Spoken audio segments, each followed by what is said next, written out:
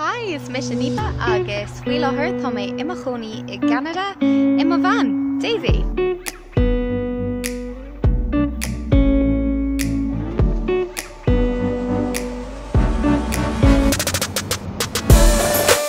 Tá mé dul ar tros thart BC seán cúige iarthar de Cheanada agus tá clú ar an cúige seo do na sléite, na lucha, na féinchart agus an airge gan bought. Agus tá ag súil go mór leis go mórtha tris an lockdown.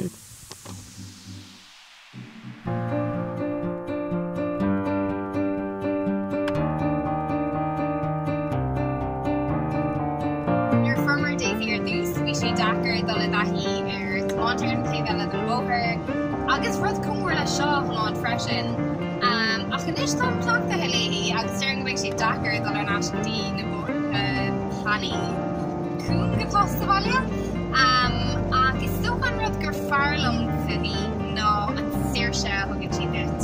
Like is féidir leat dúiseach de mé áit gur míon leat nó dul a colla in áit ar bith gur míon leat.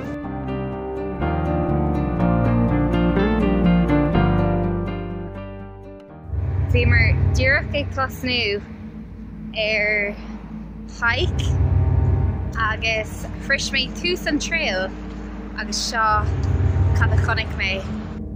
Tá a bears gníomhach ar an trek ortha seo.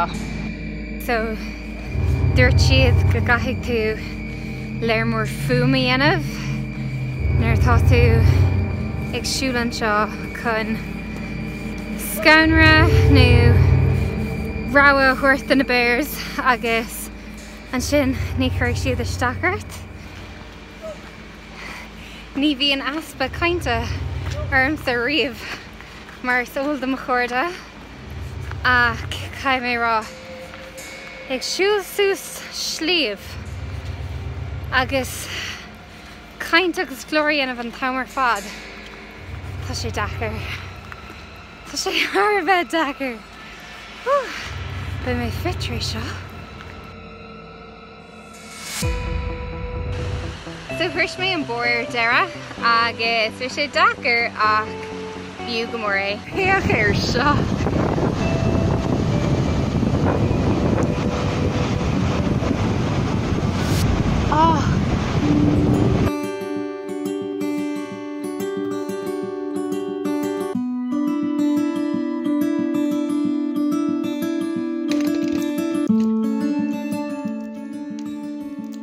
Am kit if I gum. So seo mar dhéanamid é tá an kit champála seágain agus becheartid é lína agus é chuirmach céadrúd ar maidin agus téann an gríine I rihan é ach ní me se chuag rathe sin, so tá mé chun é lína agus an sin kit leis go techar isteach leis. Tá an kit réig agus líonta crackan tú suasí as glíonn tú seo agus bíon cit agat. Woo!